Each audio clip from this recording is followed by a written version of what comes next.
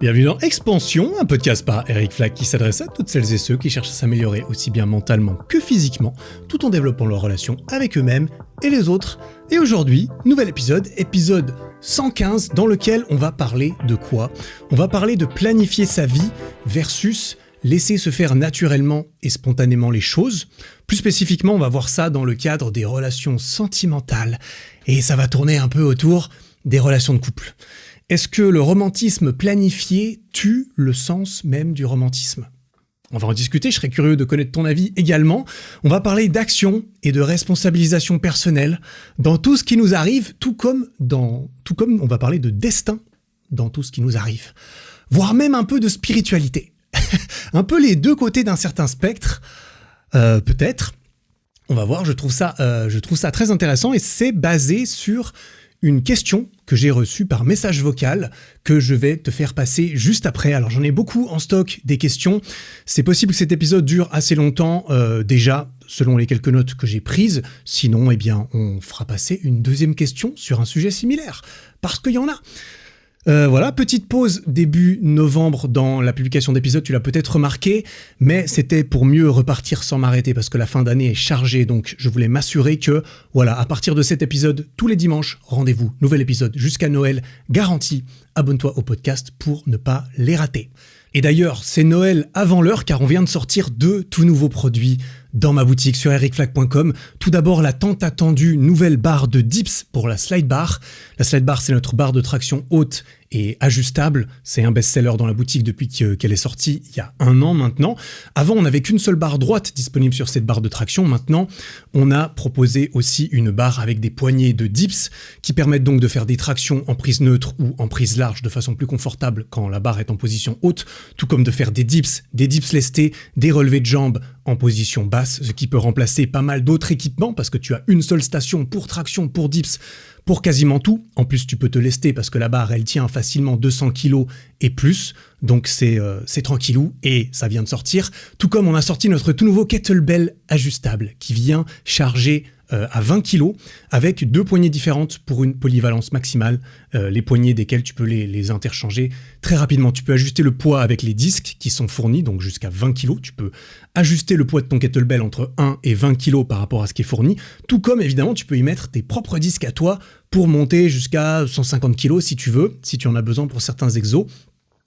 Et ça peut aller de certains exercices classiques comme les kettlebell swing, tout comme des variations de squat où tu tiens le kettlebell, des presses d'épaule, des curls, des trucs de crossfit, du rowing bûcheron à un bras que tu peux lester en mettant des disques et donc monter jusqu'à 80 kg si jamais les haltères de ta salle ne montent pas suffisamment haut, ce qui est le cas dans la mienne, ou bien tout simplement utiliser ce kettlebell comme un lest que tu attaches à une ceinture qui ne vient pas te mettre des gros disques entre les cuisses, mais ça peut pendre plus bas du coup pour les tractions des dips lestés, ça peut être génial aussi.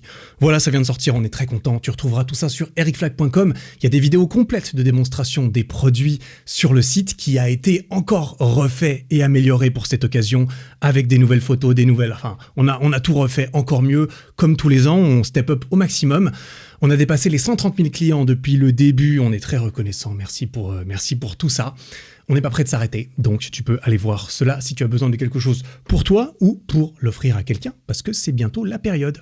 Et attention, grosse annonce que tu es le premier à entendre dans ce podcast, du mercredi 22 au dimanche 26 novembre, se tiendra la plus grosse promo de toute l'année sur ericflack.com, moins 20% sur tous les équipements et sur tous les programmes pendant ces quelques jours, avec des réductions encore plus grosses sur les packs d'équipements.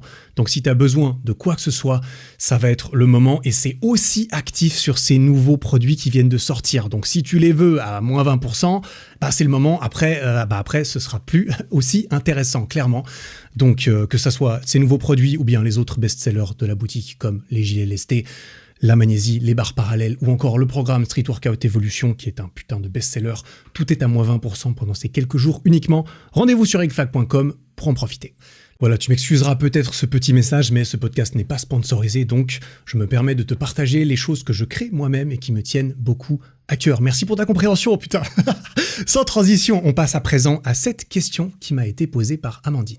Salut Eric, j'espère que tu vas bien. Tout d'abord, je voulais te remercier pour tous tes podcasts qui sont une véritable pépite d'introspection, d'inspiration, de conseils, de productivité, entre autres.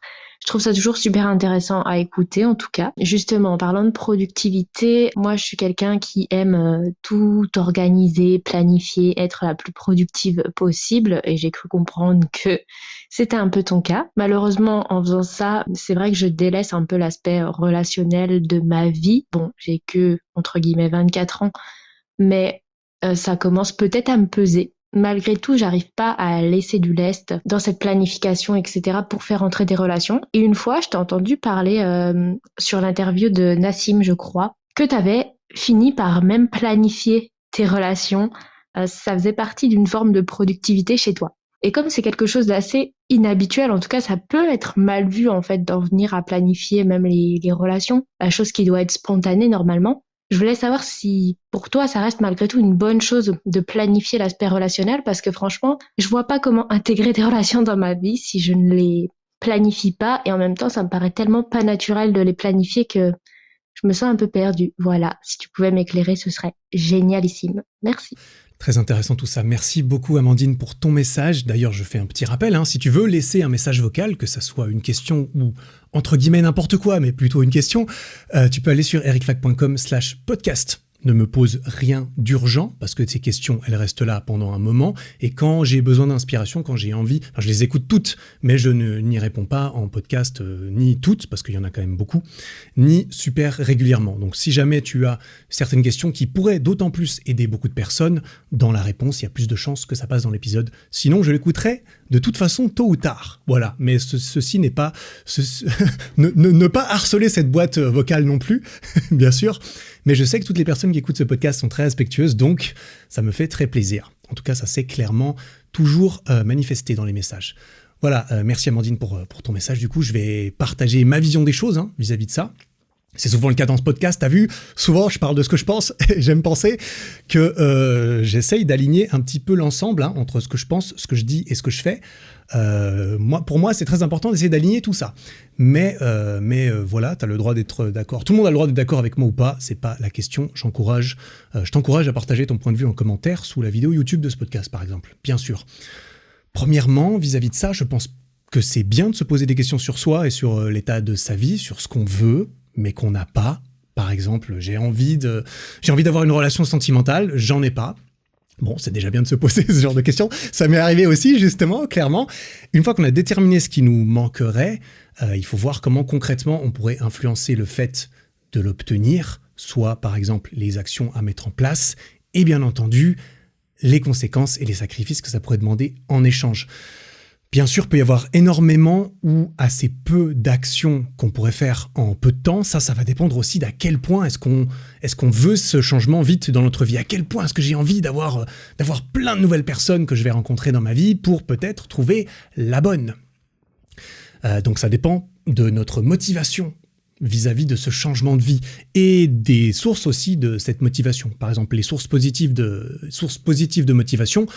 Je veux cette chose pour améliorer ma vie. C'est vraiment pour... ça me donne envie d'améliorer ma vie.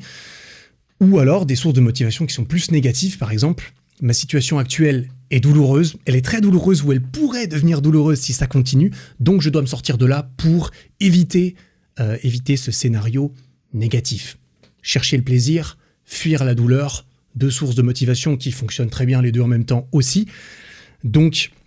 c'est à réfléchir un petit peu tout ça. Déjà, je pense, quand tu dis que tu ne te vois pas intégrer la recherche de quelqu'un dans ta vie bien remplie, pourquoi pas ? Pourquoi est-ce que tu ne te vois pas ? Est-ce que c'est vraiment parce que tu es super contrainte ? Typiquement, et là, je te parle à toi, Amandine, mais dans le fond, je parle à n'importe qui, tu vois. C'est le principe de l'épisode et de tous les épisodes. C'est pourquoi. Est-ce que tu n'as fondamentalement pas la place dans ton espace mental ou dans ton agenda pour caser un peu de, je ne sais pas, de tentative de rencontre de quelqu'un, ou est-ce que c'est surtout une question de priorité dans le fond, ou peut-être qu'en fait ma situation actuelle, et ça je parle pour moi un certain temps, ma situation actuelle tout seul n'est peut-être pas la meilleure, peut-être que je préférerais être toute chose égale par ailleurs dans ma vie actuellement, mais avec une meuf que j'aime et qui m'aime. Sauf que peut-être que ma situation actuelle n'est pas assez désagréable peut-être, ou que cette situation potentielle n'est pas assez enviable à mes yeux pour que je me dise, bon ok, c'est suffisamment important pour que je fasse de la place. Tu vois, donc déjà, je trouverais ça intéressant de se demander, mais pourquoi ? Pourquoi est-ce que j'ai pas la place d'intégrer ça dans mon emploi du temps ? Est-ce que vraiment t'as trop de contraintes extérieures ? C'est tout à fait possible, hein. Ou pas. Ça, c'est purement personnel, c'est une question intéressante. D'ailleurs, la motivation positive et négative sont des concepts assez intéressants. Je trouve peut-être l'occasion d'un prochain épisode pour y entrer plus en détail. Comme je l'ai mentionné, ces actions et ces réflexions personnelles, c'est le travail que j'avais fait moi-même, c'est ce que tu mentionnes toi dans la question. Quand j'ai senti, c'était l'année dernière, hein, mi-2022, quand j'ai senti que le manque affectif et sentimental dans ma vie était trop grand, c'était l'épisode 77, le cœur a ses raisons que le dev perso ignore, c'est là-dedans que je pose pas mal cette histoire. Finalement, la douleur était devenue trop présente dans mon quotidien, ça ne faisait plus aucun doute, ce qui m'a fortement motivé à passer à l'action à ce moment-là, à passer à l'action de façon plus concrète, de façon plus productive. Et en effet, j'en avais parlé avec Nassim sur son podcast qui était sorti fin d'année 2022. C'était à peu près dans cette période-là qu'on l'avait enregistré, à la fin de l'été. Et c'est ça que Amandine a mentionné dans son message pour poser le contexte. Et donc, à l'occasion de ces réflexions, j'avais reformulé la notion de productivité dans ma vie, dans ma tête, pour ne pas seulement, principalement, la poser sur des actions ou des comportements qui seraient productifs d'un point de vue professionnel. Parce que dans ma tête, la productivité, c'était d'un point de vue dev perso, on dira, développement de moi ou de mon travail, de mon activité, etc. Qu'est-ce qui est productif ? Et encore, peut-être même plus professionnel que personnel, parce que développer ma vie sentimentale, c'est du dev perso selon moi. Hein. Beaucoup de choses rentrent dans cette case que je trouve très cool, hein, en général. Tu l'auras compris, je pense. Donc j'avais cherché à rencontrer plus de personnes intéressantes à la suite de ces réflexions, activement, notamment via les applications de rencontres, comme j'en ai parlé dans l'épisode 95 sur la jungle de Tinder, ce qui était une solution plus facile et évidente pour moi qui travaille tout seul chez moi, H24, tout ça. Les réponses et les actions vont évidemment être en fonction de ta situation. Bref, je pense qu'il y a certaines choses dans la vie qu'on peut romancer, parce que tu le dis toi-même, hein, tu le dis, mais ça devrait... Je me sens bizarre de forcer ça, alors que ça devrait se faire naturellement. Ça devrait se faire naturellement. Mais quelle injonction. Il y a encore une injonction. Je pense qu'on peut remettre ça en question, un petit peu. Alors, comme j'ai dit, il y a certaines choses dans la vie qu'on peut romancer, évidemment, je partage mon point de vue, mais seulement jusqu'à un certain point, à mon sens. Laisser les choses se faire spontanément et naturellement, c'est super, c'est une option tout à fait viable, hein, mais c'est quand même assez rare qu'on ne puisse rien faire directement ou indirectement pour aider le naturel malgré tout. Et ça va quand même résumer assez facilement ma pensée et ma réponse, on dira à tout ça. Et j'ai envie d'illustrer ça avec quelques exemples, parce que là, évidemment, je vais essayer je fais une réponse... j'élargis le cadre de la réponse, parce que, évidemment, j'en profite pour parler d'un sujet un peu plus général, aussi, j'imagine, hein.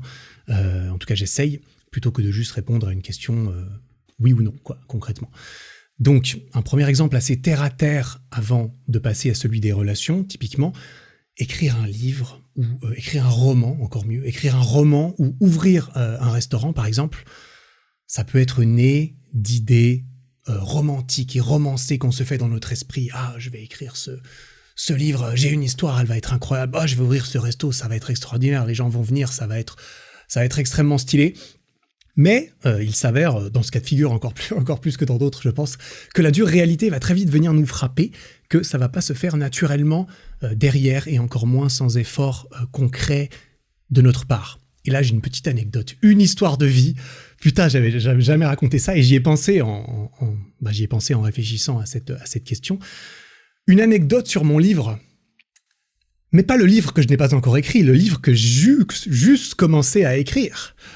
Ça fait un moment, je ne saurais plus exactement placer. Et j'ai fait beaucoup de choses. J'ai commencé des trucs dans ma life que je n'ai jamais terminé, que j'ai abandonné. C'était comme ça qu'on apprend. C'est comme ça qu'on apprend.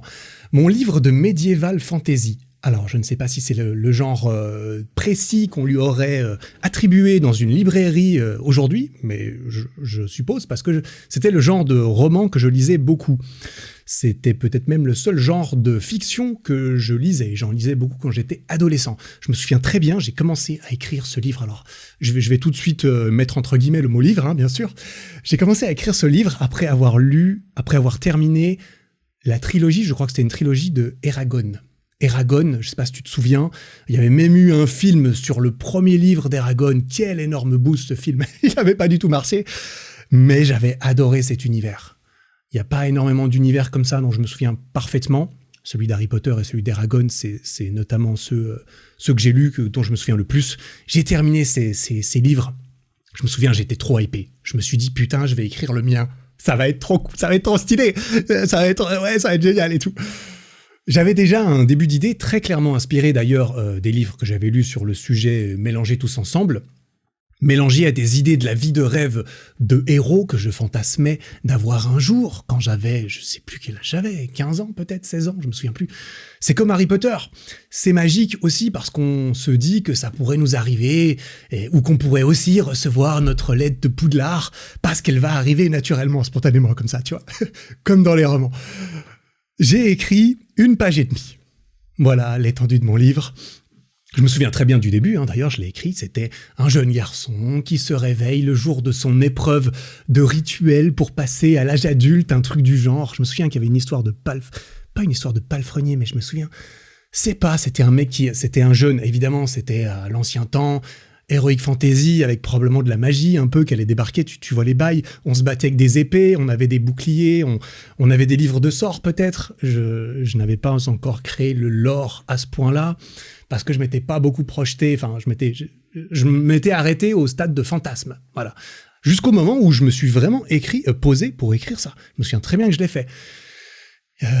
J'ai été bloqué, hein, très rapidement, je suis retourné voir le livre d'Eragon, j'ai vu qu'il y avait une carte du monde au début du livre, tu sais, une de ces magnifiques cartes qui montre un peu le monde qui a été inventé dans cette fiction. J'ai trouvé ça trop stylé, j'ai voulu commencer ma carte, j'ai commencé la carte de mon livre, en me disant, ouais, je vais commencer par la carte, ça sera plus facile après. Ah, j'ai très vite bugué, j'ai très vite bloqué aussi. J'ai très vite réalisé l'immensité qui s'érigeait devant moi au fur et à mesure que j'avançais très peu, hein. J'ai pas passé 3 mois de ma vie dessus. Je devais créer un monde entier à un niveau de complexité et de détail suffisamment fin pour qu'une histoire pas trop daubée puisse en sortir. Parce que généralement, il faut au moins ça pour pouvoir vendre un livre. Pour qu'il soit lu par quelqu'un qui considère si ça vaut la peine de l'éditer et de le publier. J'ai réalisé que mon rêve fugace d'une histoire magnifique que je pensais avoir en tête était en fait très loin de pouvoir couler naturellement en dehors de mon petit crayon gris. Oui, pourquoi ? Parce que évidemment j'ai écrit ça à la main, au crayon, dans un cahier, parce que c'est tellement plus stylé, c'est tellement plus romantique, c'est tellement plus romancé que de faire ça sur Word, tu vois. Moi j'étais pas en train d'écrire un livre, là j'écrivais un manuscrit. J'écrivais un putain de manuscrit que j'allais apporter à une maison d'édition, tu comprends l'idée ? Évidemment, j'étais normal, c'est génial. J'étais plein de rêves, de beaux espoirs, et ça, c'est magnifique. Au contraire, c'est très bien, c'est comme ça que tu commences, j'imagine. Je ne sais pas comment ont commencé tous les auteurs du genre, mais peut-être que ça a commencé par un fantasme, très souvent. Mais bon, derrière, ils ont fait plus que fantasmer, je pense. Bref, j'ai vite réalisé que n'importe qui ne pouvait pas s'improviser écrivain sur la base d'une idée d'histoire, ou plutôt sur la base d'un millième de début d'idée d'histoire comme la mienne.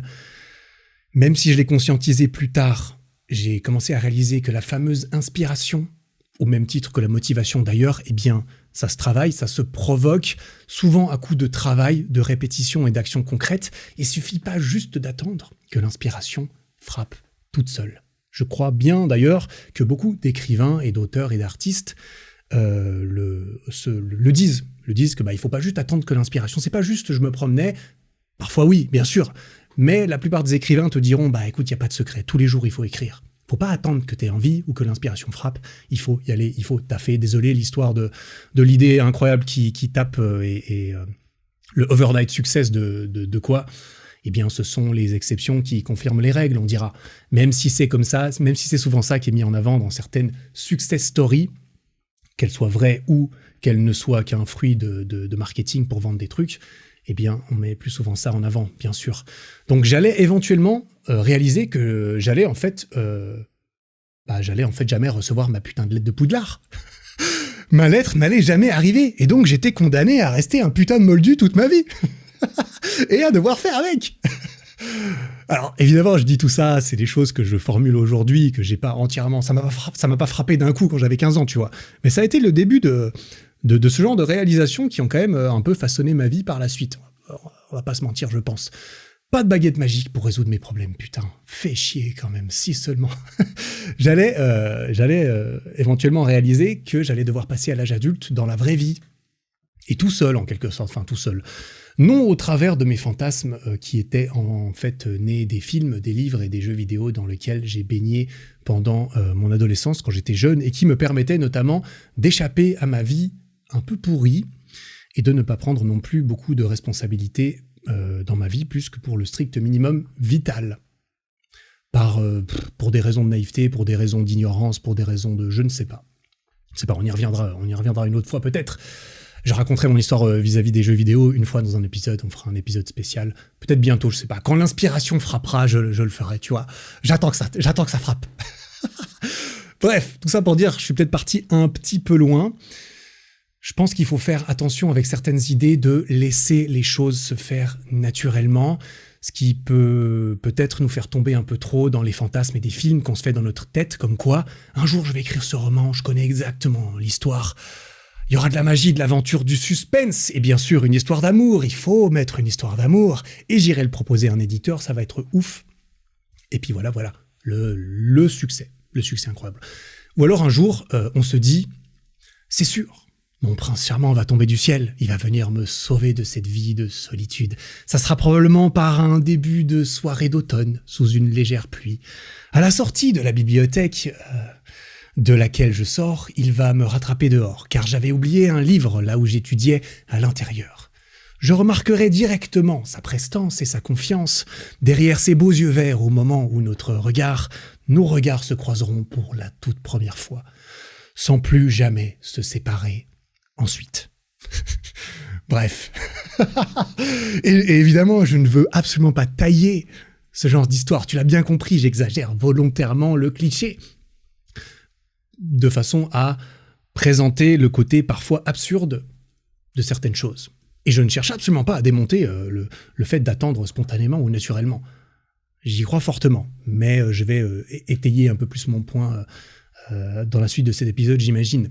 Mais je voulais quand même mettre en lumière le côté extrême sur lequel on sera souvent d'accord, je pense, que j'ai quand même peu de chances de trouver ma princesse charmante en attendant qu'elle vienne frapper naturellement à la porte de chez moi, pendant que je débute à peine la 6e heure de suite sur World of Warcraft, où je joue une elfe de sang magicienne avec une plastique et une silhouette tout à fait séduisante, qui ne me laisse pas indifférent, et que ma future meuf aura aussi certainement quand elle viendra toquer à la porte de chez moi, bien entendu.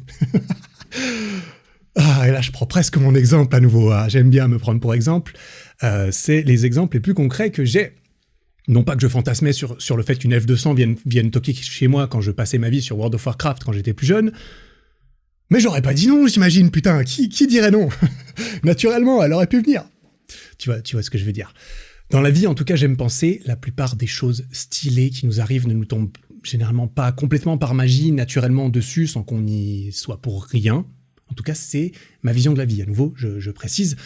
En tout cas, c'est le cas pour certaines idées romantiques qu'on pourrait avoir et qui peuvent se prendre un peu la réalité très rapidement, comme écrire un livre ou ouvrir un resto, comme j'ai dit. Alors ça, bien sûr, c'est pas des exemples où le spontané, le naturel ont beaucoup de place, tu vas me dire, c'est logique, etc. C'est vrai. Je vais passer à des meilleurs exemples, je pense, ou des exemples qui proposent plus de réflexion. Mais je trouvais ça marrant, je voulais d'abord poser le fait que justement, je voulais rappeler que, selon moi, presque toutes les plus belles choses de la vie vont demander des efforts, peu importe leur forme et leur nature. Après, bien sûr, si quelque chose est forcé, parce que oui, on peut faire des choses consciemment pour que ça se produise. Si quelque chose est forcé, qu'on le sent, que c'est forcé, qu'on est honnête avec soi-même pour déterminer cela, je pense qu'il vaut clairement mieux lever le pied, lâcher la pression, laisser faire les choses avec le temps, justement. Prenons maintenant l'exemple plus concret en question, rencontrer quelqu'un dans le but d'une relation sérieuse. Si tu cherches comme un ouf quelqu'un de façon active en y mettant un maximum d'efforts, mais que tout se passe mal, que tu passes pour un blaireau sur Tinder, que tu passes pour un blaireau en vrai, que tu aies l'impression de tomber que sur des cassos en vrai, que tu te prends râteau sur râteau les 2 fois et demi où tu as osé aller aborder quelqu'un dans la rue avant de te dire plus jamais, je veux me protéger, plus jamais. Alors ouais, faire quelques pas en arrière, ça me semble être une très bonne idée, laisser ça de côté pour que ça se fasse tout seul, entre guillemets, peut-être un peu plus. D'ailleurs, la conclusion reste la même dans un autre cas de figure. Lorsque tu dates à foison plein de mecs, par exemple, ou plein de meufs, mais que t'es jamais satisfait, que tu fuis celles et ceux que tu attires, et que tu cours d'autant plus après ceux qui te résistent, c'est pas toujours évident de se rendre compte de ça tout seul, on est bien d'accord, mais c'est aussi le genre de comportement qu'on peut remarquer chez des potes à nous parfois, et qu'on le remarquera moins facilement chez nous. C'est ça qui est dommage. Il y a pas mal de livres qui parlent de ça, que je n'ai pas lu, mais je connais un peu la théorie du caractère un peu anxieux dans une relation, où tu vas toujours avoir peur que l'autre... Enfin, tu vas toujours essayer de te rapprocher de l'autre et d'être un peu dépendante de lui, où tu as le caractère un peu évitant, où tu vas justement vouloir garder de la distance. C'est un peu push-pull comme ça. Il y en a un qui pousse, il y en a un qui pull, surtout quand tu les mets les deux ensemble, le caractère anxieux et le caractère évitant. Bah, il y a le anxieux qui tire et il y a l'évitant qui pousse, tu vois. Et ça donne pas toujours des super bons résultats.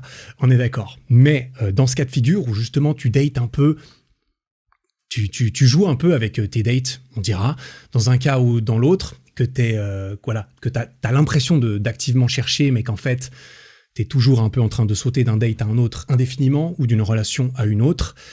Peut-être que en fait ce n'est qu'un prétexte ou une diversion pour ne pas affronter la dure mais nécessaire réalité, voire même le vide qui se présenterait si tu décidais d'arrêter tout ça et de rester seul face à toi-même pendant un certain temps, tout seul, c'est-à-dire sans la distraction de me dire « Ah putain, il faut absolument que je cherche quelqu'un parce que ça, c'est ce qui manque à ma vie. Il y a un vide dans ma vie. » Je suis pas vraiment sûr de le réaliser, mais oui, il y a un vide dans ma vie, et le vide, il se trouve, pour boucher ce vide, je vais devoir le trouver dans quelqu'un d'autre. Tu vois ? À nouveau, là, on trouve un cas de figure où bah, peut-être que justement, vouloir absolument productivement rencontrer des gens, c'est peut-être pas idéal. Peut-être que le vide intérieur doit se reboucher tout seul intérieurement, avant éventuellement, par-dessus ce nouveau vide qui à présent est un plat, construire quelque chose de stylé et d'épanouissant avec quelqu'un d'autre.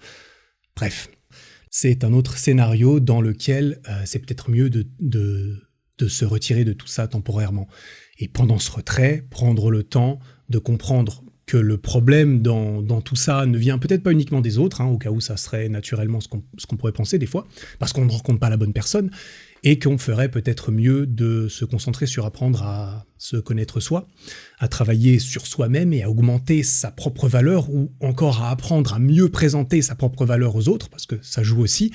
Et à nouveau, quand je dis travailler sur soi et augmenter sa valeur, je parle de tout et de rien. Augmenter sa valeur, c'est personnel, c'est subjectif, ça veut tout et rien dire, ça englobe tout ce que tu peux imaginer dans une meilleure version de toi-même à tes propres yeux uniquement. Et là, je ne parle pas, donc, généralement, ça matchera assez peu avec monter de niveau sur World of Warcraft, du coup. Parce que il faut faire monter son propre niveau à soi, peu importe ce que c'est, plutôt que celui du personnage. À nouveau, on essaie de ne pas vivre par procuration, ce à quoi peuvent servir certains jeux vidéo dans lesquels j'ai fait mes armes. Et qui sait, peut-être que pendant que tu seras occupé là-dessus, occupé sur toi-même ou occupé à faire autre chose, c'est lorsque tu t'y attendras le moins et que tu auras arrêté de chercher que ça va te tomber dessus, que tu vas rencontrer la personne. Ah, c'est quand j'ai arrêté de chercher que j'ai rencontré cette personne. Ça peut arriver en effet, c'est clair. Et on a peut-être tous plus ou moins déjà entendu ce genre d'histoire, ou alors même que peut-être ça t'est arrivé, peut-être que ça m'est arrivé. Est-ce que ça m'est arrivé ? Oui, probablement, mais pas dans ces dernières années, effectivement. C'est là justement le sujet de cette question. Ça m'est pas arrivé.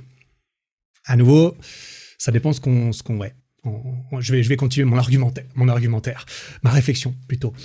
Mais j'aime penser quand même que si tu étais en train de te préparer de ton côté dans cet intervalle, c'est quand même normal que tu augmentes tes chances d'avoir de la chance, aussi de la chance. À nouveau, chance, voilà. Chance, on va le mettre entre guillemets un petit peu dans cet épisode. Mais ça me semble normal, ça me semble plausible, et que tu sois du coup plus à même de saisir les opportunités qui se présenteront. Car c'est si à ce moment-là, lorsque tu travailles un peu sur toi et que tu as réglé peut-être certains trucs vis-à-vis de toi-même, pour une raison ou une autre, qui te concerne, et que c'est à ce moment-là que le mec ou la meuf de ta vie se pointe à une soirée de potes, eh bien t'auras tout de suite un petit peu plus de choses de ton côté depuis à lui présenter, si tu as repris peut-être aussi confiance en le fait d'aborder quelqu'un. Mais en soirée de potes, c'est quand même un bon bail, pour aller parler à des gens. Eh bien, peut-être que tu t'en sortiras mieux depuis les dernières branlées et déceptions personnelles vis-à-vis du dating, par exemple, pendant cet intervalle, tu vois. J'en ai déjà parlé, j'y crois, dans une certaine mesure, bien sûr, chance égale préparation fois opportunité. Plus tu te prépares, plus tu seras prêt au moment où une opportunité random va débarquer, et plus tu as de chances de pouvoir saisir une opportunité, et ça peut ressembler à de la chance qu'on provoque, typiquement. Bien sûr, on peut aussi voir la chance comme le destin. Enfin, à nouveau, j'ai pas envie de réduire le destin à de la chance, mais tu vois ce que je veux dire. Aucun souci avec ça, pour moi, je veux pas du tout remettre ça en question. Je pense qu'il y a une part aussi, d'ailleurs. Je crois tout à fait à une dimension spirituelle dans certains événements, mais jamais je vais en tout cas me servir de ça pour me déresponsabiliser entièrement par rapport à tout ce qui reste, tout de même dans mon pouvoir et mon contrôle, que j'aurais tendance à ne pas mettre dans la même case de destinée, par exemple. J'aime penser que j'ai quand même un pouvoir sur ce que je fais, même si on pourrait se dire que tout ce que je fais, c'était déjà prévu, je vais quand même le faire et je vais me conforter dans l'idée que, bon, peut-être c'était déjà prévu, je m'en fous, l'essentiel c'est ce que je crois. C'est sur lequel je crois. Et d'être aligné avec tout ça, etc., etc. Bref. Donc ouais, on peut laisser les choses se faire spontanément, mais je suis pas sûr que ça soit mieux si on en profite pour ne plus rien faire du tout à ce propos, sauf si vraiment on a besoin d'une pause mentale et physique qui généralement va servir à se reposer et en quelque sorte à se préparer. Autre exemple, entretenir une relation amoureuse. Là, on va entrer dans des exemples un peu plus, justement, c'est le genre d'exemple que je trouve intéressant. Je serais curieux d'avoir ton opinion là-dessus aussi. Moi, j'y ai réfléchi. Depuis un moment, ça fait un moment que j'y réfléchis. Entretenir une relation amoureuse. Laisser les choses se faire spontanément, laisser l'amour s'entretenir tout seul naturellement, ou travailler consciemment à entretenir une relation épanouissante sur le long terme. Alors évidemment, quand je le présente comme ça, on aurait tendance à se dire ouais, je préfère travailler un peu pour que ça soit épanouissant, pour la garantie que ça soit épanouissant sur le long terme. Alors, c'est pas nécessairement une garantie, mais tu vois un peu où je veux en venir. Et je vais te donner des exemples un peu plus concrets encore. Est-ce que, parce que tu sais, on dit l'amour, ça dure... ça, j'avoue, j'ai pas étudié, j'ai pas lu des livres ou quoi, mais j'ai déjà entendu comme quoi l'amour, ça dure 3 ans, je ne sais quoi. En tout cas, à mon sens, et il me semble que c'est assez, voilà, tout le monde est un peu d'accord là-dessus. Il y a quand même une phase d'amour qui est assez l'amour, comment dire, c'est un énorme feu, c'est le gros brasier de début, l'amour passionnel, l'amour irrationnel, l'amour fou, qui généralement ne se maintiendra pas comme ça toute une relation. J'en ai parlé pas mal avec ma mère, mine de rien, qui fête gentiment ses 45 ans de mariage, toujours heureux avec mon père. Donc elle m'a parlé de pas mal de trucs. Clairement, c'est pas, après 40 ans, c'est pas exactement la même chose qu'après 6 mois. Et il y a des choses à faire et des choses conscientes et concrètes à faire. Un autre exemple qui rentrerait dans ce cas de figure d'une relation qui est posée depuis un certain temps quand même. Est-ce que planifier une soirée par semaine pour un date avec ta copine avec laquelle tu es en couple depuis 5 ans par exemple, est-ce que c'est une mauvaise idée de planifier ce rendez-vous à 2 toutes les semaines parce que en fait ça devrait être fait naturellement? Attends, si vous êtes ensemble, si vous vous aimez, vas-y, on va pas planifier nos dates, c'est bon, enfin voilà, ça ne devrait pas avoir à se faire. Est-ce que de mettre un rappel régulier... Vas-y, un exemple encore pire.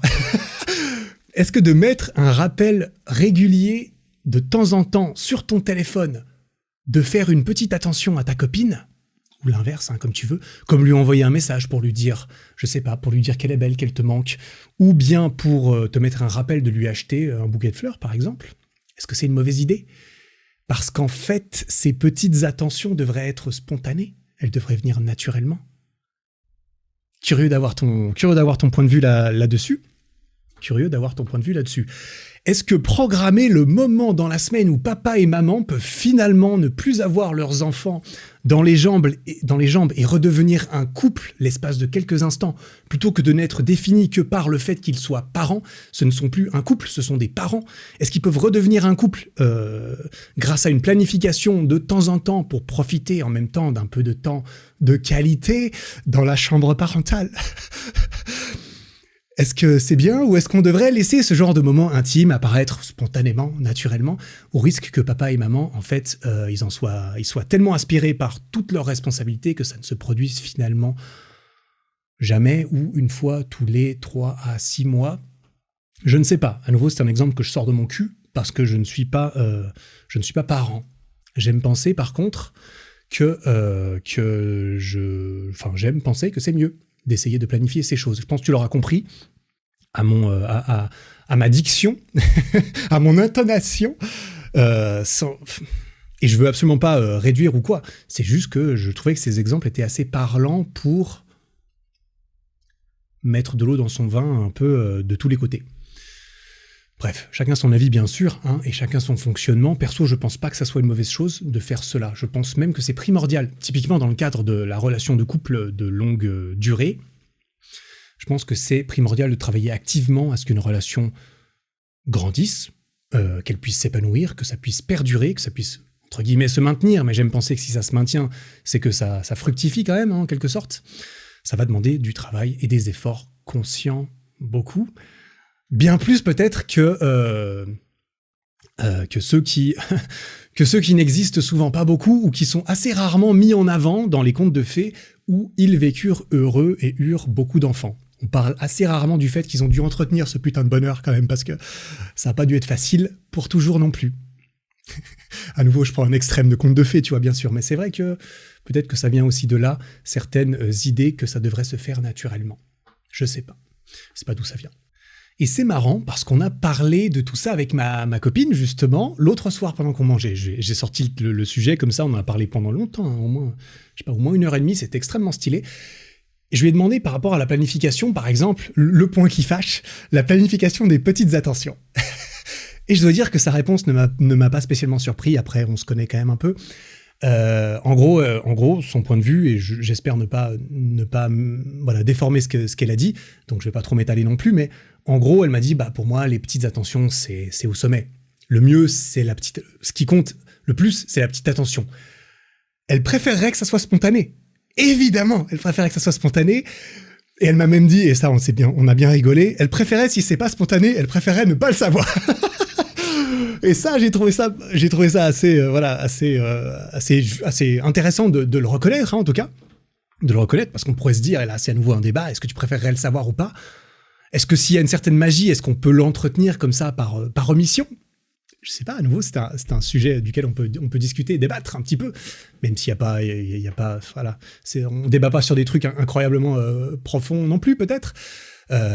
Et ce qui était marrant, c'est que, pour la petite histoire, je lui offre des fleurs de temps en temps, et directement, elle m'a dit, putain, vas-y, c'est pour ça que tu m'offres, c'est à cause de ça, c'est comme ça que tu m'offres des fleurs de temps en temps. Et quand je lui ai posé la question, j'ai tout de suite dit, oh putain, merde, elle va penser que c'était ça. Et je l'ai rassuré, et c'est totalement la vérité, évidemment, parce que mentir est la pire chose à faire. Non, ce n'était pas le cas. Je me suis pas mis de rappel. J'ai pas encore eu à me mettre de rappel pour faire ça régulièrement. C'est plutôt que quand je vois des fleurs, ça me fait penser à elle, du coup, je les achète et je les lui ramène. C'est évidemment la réponse romantique du truc. C'est aussi la vérité actuelle. Après, je ne m'engagerai pas envers moi-même pour me dire, ce sera toujours le cas, et le jour où ça ne me viendra plus naturellement, il faudra au moins me poser des questions sur pourquoi, en fait, est-ce que quand je regarde des fleurs, ça me fait plus penser à elle? Est-ce que ça me fait penser à quoi ça me fait penser? Ou du fait que, tiens, peut-être que la vie a changé, il y a beaucoup plus de choses dans la vie, j'ai moins d'espace mental pour cela, donc je vais m'aider, je vais planifier. Voilà, fin des exemples, je pense que tu vois où je veux en venir un peu avec tout ça quand même. Mais donc, oui, j'en reviens à la question, pourquoi ne pas planifier des rencontres à potentiel amoureux ou sentimental de façon productive? Évidemment, cette phrase peut sembler assez bizarre. quand tu mélanges des mots comme planifié et productif, et puis amoureux sentimental, ouais, ça peut choquer, ça peut sonner bizarre. Ça peut sonner non naturel. Personnellement, là je reviens sur mon cas de figure, lorsque j'ai fait ça l'année dernière, premièrement j'étais à l'aise avec le travail que j'avais fait sur moi-même depuis tout ce temps. Je me disais quand même, bon, je pense qu'aujourd'hui j'ai fait suffisamment je me suis suffisamment rapproché d'une certaine version intermédiaire de moi-même qui me plaît tout à fait. Je pense que je suis assez au clair je suis suffisamment avancé dans le processus de qui je suis, ce que je veux, pourquoi, etc., pour me permettre que ça soit pas une mauvaise idée d'essayer de rencontrer des gens, typiquement. Donc, à partir de ce moment-là, je me suis dit, bon, ma valeur, j'ai l'impression que je l'ai cultivée raisonnablement, en tout cas pour les personnes à qui ça parlera et les personnes qui la verront, bien sûr. Et donc, ça devient limite mon devoir. Et mon envie, en tout cas, d'essayer de proposer ma valeur à plus de gens. Pour essayer de trouver un match, pour essayer de trouver quelqu'un avec qui ça va, voilà, la personne qui va voir la valeur et qui va tomber du ciel et qui va voir ma valeur, il va se dire ah putain, celle-là je l'ai cherchée longtemps. C'est exactement la valeur que je cherchais. Et là on va bien s'entendre parce que ça sera réciproque, tu vois. Bref. Et donc, tout ça, c'était mon devoir et mon envie, comme j'ai dit, même si ça me demandait de planifier cela et donc de sacrifier en partie mes fantasmes de rencontrer ma future femme au hasard en me promenant dans la rue, de les sacrifier un peu. C'est-à-dire, tant que je continue de sortir dans la rue, bon bah, j'ai toujours des chances que ça se produise. Tu vois, genre, je suis dans la rue, je marche, normal, je suis en train de minder mon propre business, tu comprends, je réfléchis à des trucs de la vie, je me dis, tiens, le prochain épisode de podcast, de quoi on va parler, et là, boum, je rentre dans quelqu'un, je bouscule un être humain, je bouscule une femme, elle fait tomber ses papiers, parce que forcément, elle a des papiers dans la main, on se baisse, on veut ramasser ça en même temps, bien évidemment, sans faire exprès, ma main se pose sur la sienne, parce qu'on veut on veut ramasser la même feuille en même temps. On lève la tête, nos regards se croisent et ils ne se séparèrent plus jamais, forever. Voilà. Si j'étais dans une série Netflix, il y aurait plus de chances que ça se produise. Je caricature, mais je crois que tu l'avais bien compris. Se promener dans la rue, c'est stylé. Se promener dans la rue, qu'on se le dise, de mon point de vue, c'est déjà quelque chose de productif pour rencontrer des gens. C'est déjà un premier step.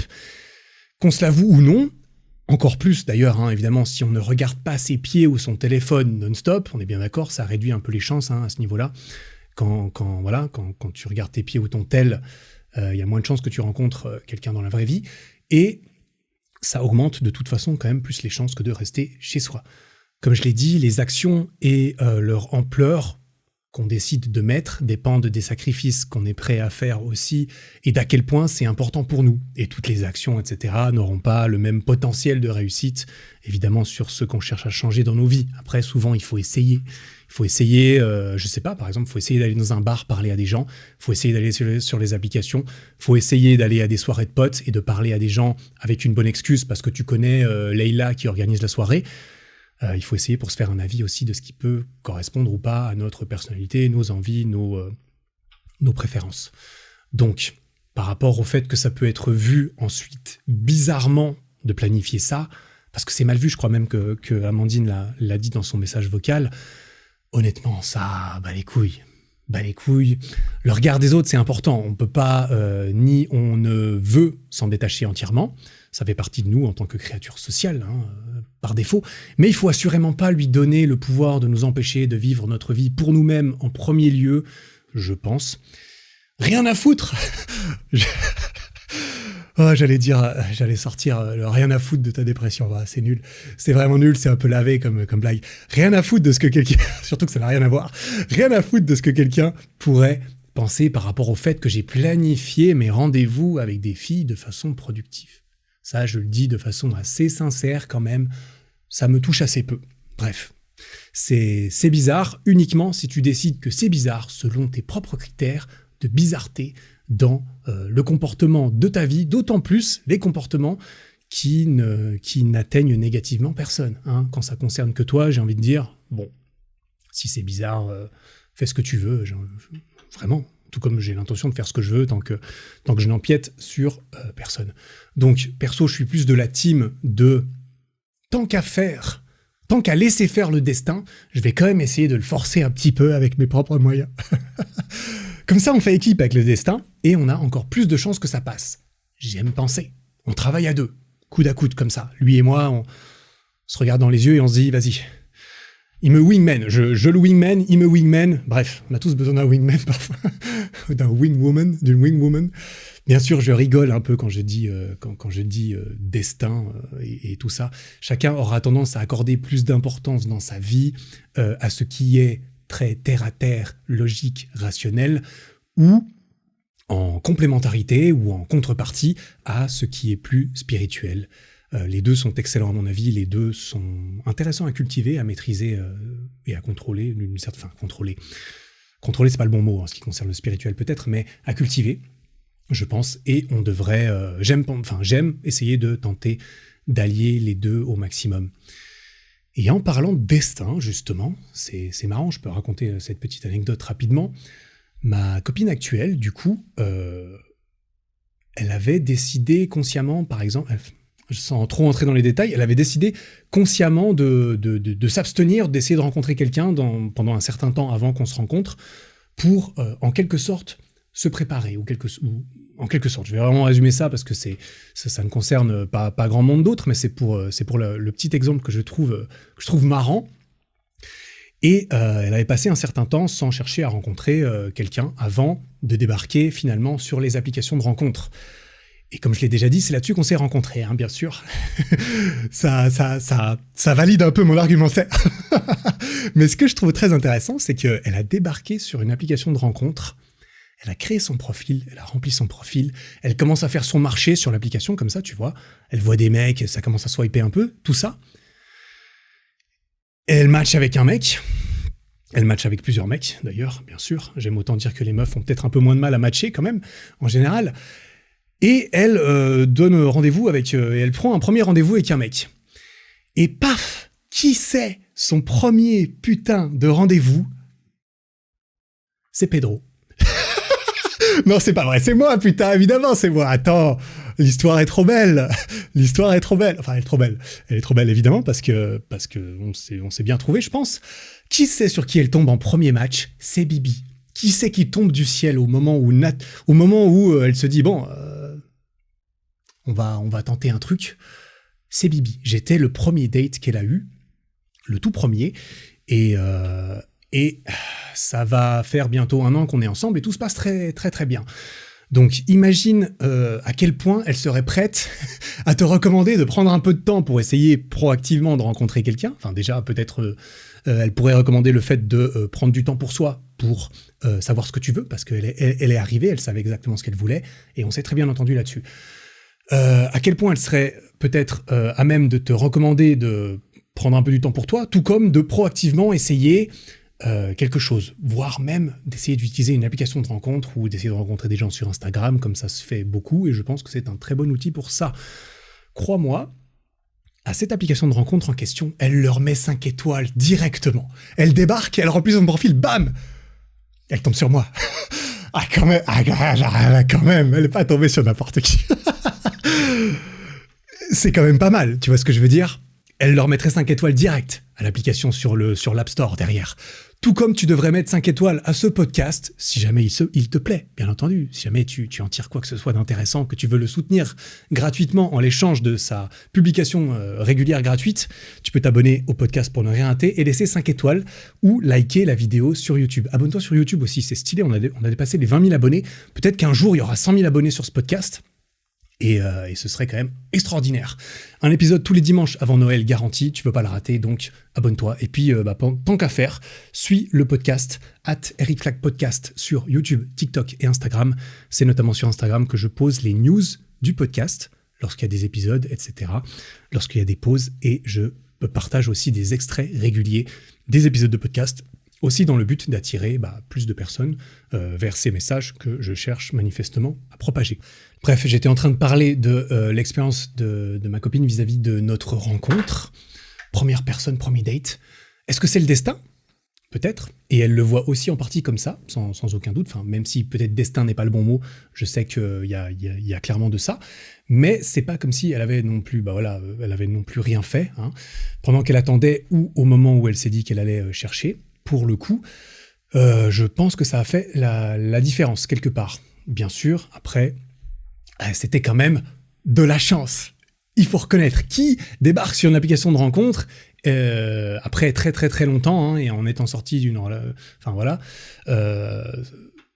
et tombe directement sur quelqu'un avec qui tu pars dans une relation dans lequel, en tout cas, tout roule pendant longtemps. Je sais pas. En tout cas, quelle a été mon expérience Quelle a été mon expérience à moi, en contrepartie? Comme j'en ai parlé dans mon épisode sur Tinder, et comme tu l'as compris, je pense, sans vouloir dire, moi j'en ai swipé un bon petit paquet. J'ai passé beaucoup de temps sur les applications, j'ai rencontré quand même un certain nombre de personnes, avant de tomber sur elle, au contraire. Est-ce que lorsque je suis tombé sur elle, finalement, c'était le destin? Peut-être. Ce qui est sûr, c'est que le destin, il aurait eu plus de mal à faire son taf, je pense, si j'étais resté chez moi à jouer aux jeux vidéo, ou alors simplement à me muscler, ou à faire des vidéos YouTube tout seul dans mon coin, et à me concentrer juste, par exemple, sur ma carrière tout seul. Je pense qu'il aurait eu plus de mal. En tout cas, on s'est mis d'accord pour se dire que ça aurait été très difficile de nous rencontrer, au vu de où on habite respectivement, si on n'était pas passé par ce genre d'outils, typiquement. Bref, je suis pas du tout en train de vanter ou de promouvoir les applications, je pense que c'est un outil intéressant parmi d'autres, j'en ai parlé dans cet épisode 95, et je recommande beaucoup d'aller marcher dans la rue, d'aller aux soirées de potes, et d'aller poliment, respectueusement aborder les gens dans la rue pour leur faire un compliment, et ne pas être lourd, et voilà. Toutes ces choses qui tombent un peu, qui coulent un peu de source. Même si ça veut pas dire que des fois tu vas pas être rejeté, ça c'est sûr, ou que ça va pas être très mal pris par la personne. Alors ça peut venir d'elle, ça peut venir de toi. Moi j'aime essayer de regarder, de me concentrer sur ce qui vient de moi, parce que c'est là où j'ai le plus de contrôle, généralement. Bref, tout ça pour dire, Amandine, n'hésite pas à faire ce qui semble être le mieux pour toi. Si tu veux vraiment mon avis, t'es très occupé par tes projets. T'inquiète, je comprends, je sais ce que c'est. Mais si c'est assez important pour toi, go faire de la place pour tenter activement de rencontrer des gens. Ça peut être marcher dehors, ça peut être aller à la bibliothèque et ressortir en laissant ton livre sur ton bureau. Ça peut être aller sur une application de rencontre, ça peut être tout. Pourquoi ne pas essayer d'aligner à la fois le spontané et le proactif? Bien sûr, ça prend du temps, ça prend de l'énergie, ça prend pas mal de choses, et ça peut prendre beaucoup de place dans ton emploi du temps. C'est là où on en revient à ce que j'ai dit au début. À quel point est-ce que tu en as envie, en quelque sorte? Alors, c'est pas parce que tu as très envie d'un truc, c'est pas parce que t'as pas quelque chose que tu n'en as pas envie, on est bien d'accord, on va pas tout mélanger. Il suffit pas d'avoir envie et de faire pour que ça marche, pas toujours, clairement, mais j'aime penser que ça augmente la chance, comme j'en ai parlé. Donc, vas-y, moi, je te recommande de faire de la place dans ton emploi du temps pour planifier les choses qui ont du sens pour toi. Et dans ce cas de figure, peut-être rencontrer quelqu'un, même si tu as l'impression que tu enlèves la magie du truc. Après, bien sûr, faut pas rendre l'expérience terrible pour toi. Je comprends que d'aller swiper sur des apps, par exemple, ça peut ressembler à une visite chez le boucher pour certaines personnes. C'est bon, est-ce que ce morceau de viande me plaît? Celui-là, pas ouf. Ok, celui-là, il a pas été rassis sur l'os assez longtemps, tu vois. Et ça les repousse complètement. Bon, les applications sont qu'un moyen, parmi une presque infinité d'autres, de proactivement se mettre en position pour rencontrer de nouvelles personnes dans certains cas de figure qui sembleraient plus naturels. Aller marcher dehors toute la journée, en ville, en regardant autour de soi, en faisant des eye contact tout à fait normaux et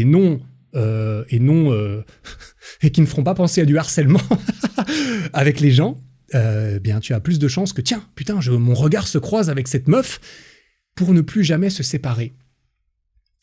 Mais si je n'avais pas cherché à croiser son regard, si je regardais mes pieds tout le long, est-ce qu'il y aurait pu avoir cette rencontre naturelle? Bref, on tourne un peu en rond dans ces discussions. Je sais pas, en tout cas, j'avais envie de sécher le truc un peu, tu vois, parce que ça me fait plaisir de parler de ce genre de choses. Comme je l'ai dit, ce podcast, il a une vocation d'être infini, de ne jamais s'arrêter.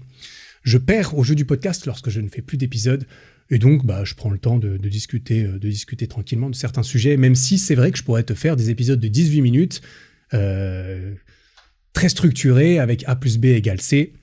C'est pas exactement les podcasts que je préfère écouter, donc je fais ce que j'ai envie de consommer moi-même, par définition. Un petit peu. Bref, si t'es là, je suppose que ça te plaît, même si c'est vrai que je ne te fais pas un PDF à télécharger qui répondrait à la question en mode « fais ci, fais ça ». Ferme ta gueule, on n'a pas besoin d'en parler plus que 2 minutes 30. Oui, va rencontrer des gens parce que qu'est-ce que tu fais sinon tu restes chez toi. Okay. Bref. Oh là là. Je pense que la magie est quand même un peu là où tu la vois, et on la voit pas tous au même endroit, justement. Perso, je préfère lui donner un coup de main. J'aime autant dire que ça m'a... j'ai pas l'impression que ça m'a beaucoup desservi dans ma vie jusqu'à présent. Bien au contraire. Après, évidemment, il y a de la chance qui rentre en cours de route, bien sûr.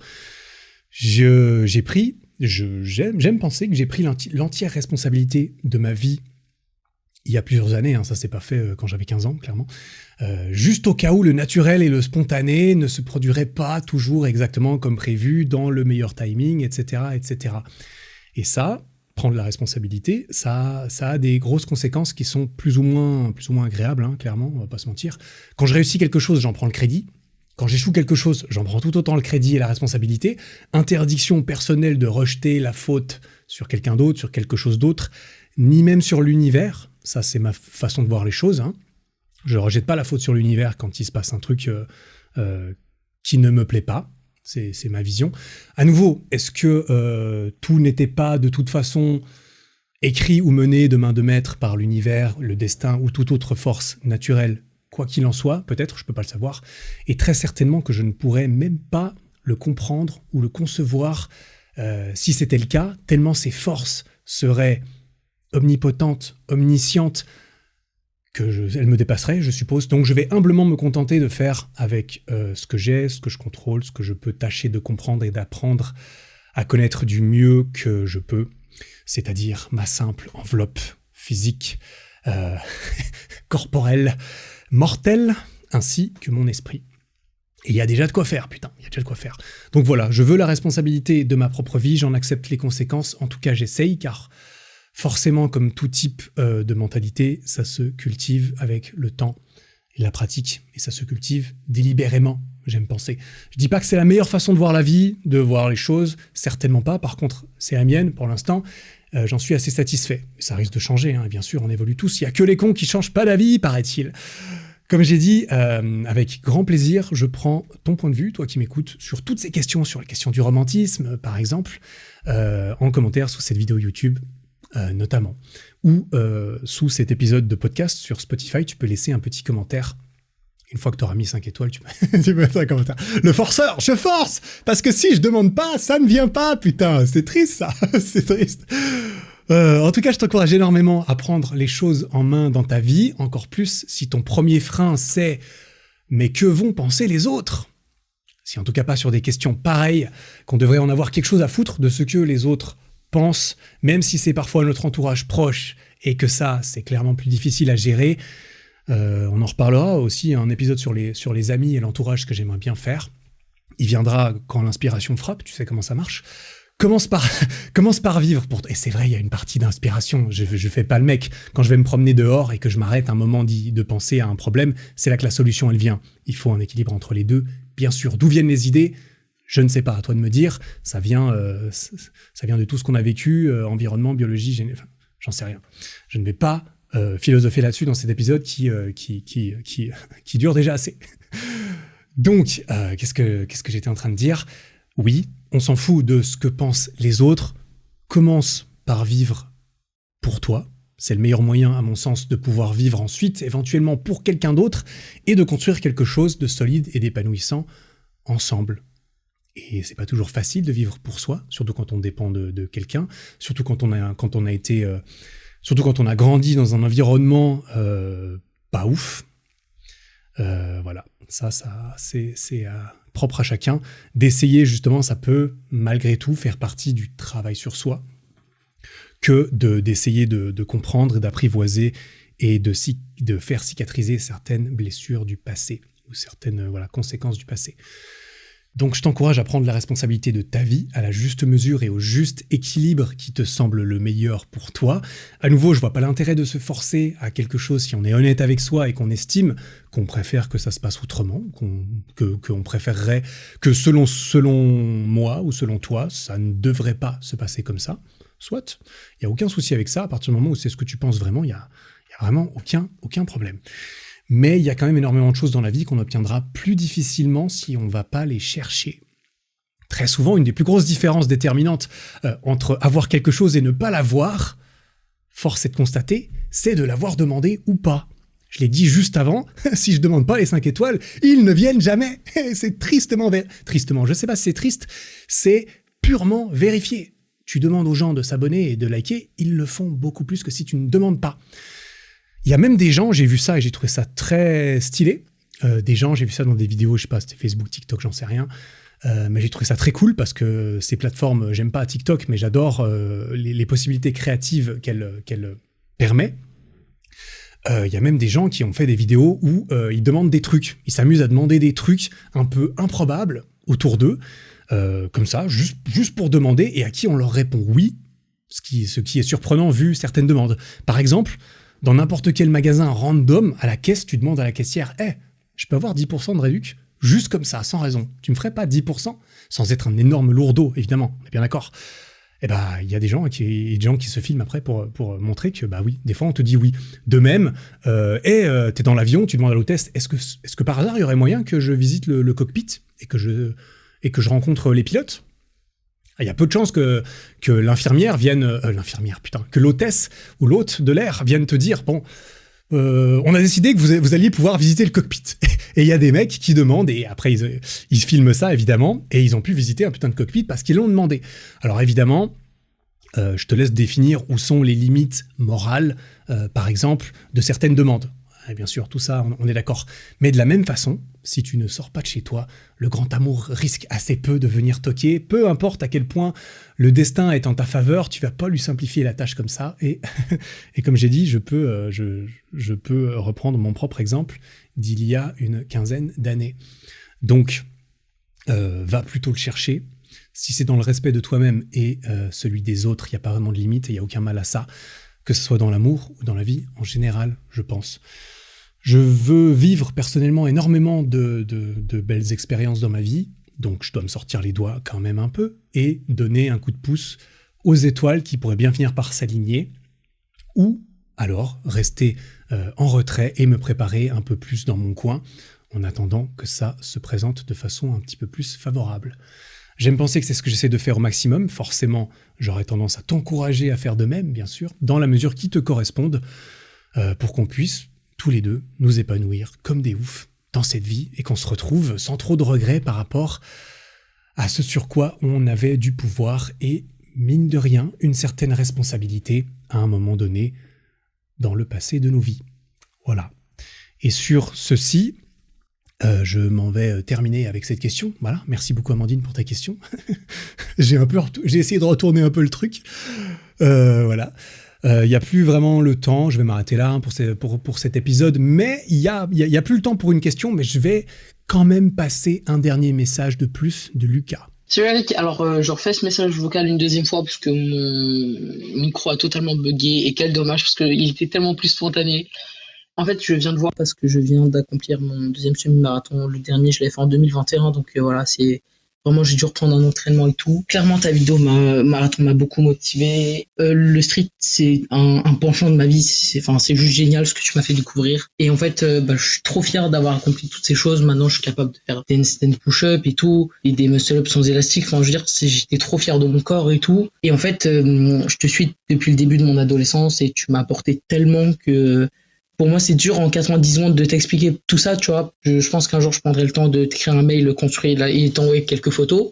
Ça me tenait trop à cœur de te dire à quel point tu as été important pour moi dans tout ça. Et voilà, te remercier. Sache que tu as un impact très puissant sur certaines vies et que je te remercierai jamais assez pour tout ça, pour tout ce que tu fais, tes podcasts, tes vidéos. C'est fou. Voilà. Tu fais partie intégrante de ma vie. Voilà. Eric, je te fais des bisous. Merci Lucas, merci beaucoup pour ton message. Ça me fait plaisir. Ce message est assez ancien d'ailleurs. Et depuis, Lucas m'a effectivement envoyé un email avec des photos et tout. Mec, bravo, t'es un boss. T'es un boss. Bravo, félicitations. Et ça, voilà, ce message de Lucas est un message parmi une assez longue liste que j'ai reçue, qui n'a pas de questions, qui parfois veut juste dire merci, ce genre de choses. Voilà, j'en profite à la fin de cet épisode parce qu'à la fin, il y a que les vrais, j'ai envie de dire. Ça me touche énormément, ça me fait chaud au cœur d'entendre ce genre de choses, ça rend encore plus réel et humain le fait de créer des choses digitales, comme je le fais, mine de rien, moi qui m'adresse beaucoup à des machines et à des logiciels et à des pixels et tout, quand je sors de chez moi et que je rencontre des gens dans la rue parce que je regarde autour de moi, eh bien il m'arrive d'avoir des interactions très, très, très sympathiques et ce genre de message l'est aussi. Bien sûr, donc merci Lucas, bravo à toutes les personnes qui font des choses stylées dans leur vie. Et si vous progressez, je vais me permettre de vous voyer, même si j'ai l'habitude de tutoyer, si vous progressez, c'est grâce à vous, le crédit vous en revient entièrement, vous pouvez être fiers de vous, je suis très honoré d'avoir pu apporter une toute petite brique, peut-être, au magnifique édifice que vous êtes en train de construire pour votre propre putain de vie trop stylée. Sachez que vous en apportez aussi au mien, de par votre présence, de par ces messages et certaines rencontres que je fais, etc., et de par ce sens que les personnes qui regardent et écoutent ce que j'ai à créer, par exemple, donnent, dans le fait que je crée ces choses, bien sûr. Merci beaucoup pour votre contribution, bien sûr, à mes propres constructions. Le chantier est en cours, le chantier n'est pas prêt de s'arrêter, le chantier, en quelque sorte, c'est un peu la vie. J'aime le penser comme ça, même si bien sûr qu'il y a certaines parties du chantier qui peuvent aboutir à des très belles choses, qui sont évidemment desquelles il faut profiter, bien sûr, en cours de route. En même temps, c'est un peu un jeu d'équilibre souvent entre les deux. Bref, merci beaucoup pour tous vos messages, merci pour vos questions, n'hésite pas à aller en poser à poser la tienne sur ericflac.com/podcast si tu veux. On se retrouve la semaine prochaine pour un épisode de ouf en compagnie de Nassim Saïli, un nouvel épisode avec lui, très très très très cool. En attendant, ericflag.com pour les nouveaux produits si jamais ça te botte. Le code EricFlag sur MyProtein pour avoir les meilleures réductions possibles sur tes compléments alimentaires, tes vêtements sportifs. On se retrouve la semaine prochaine et ce, sans faute, jusqu'à Noël pour un nouvel épisode, dimanche bien sûr. En attendant, travaille bien, prends soin de toi. Ciao.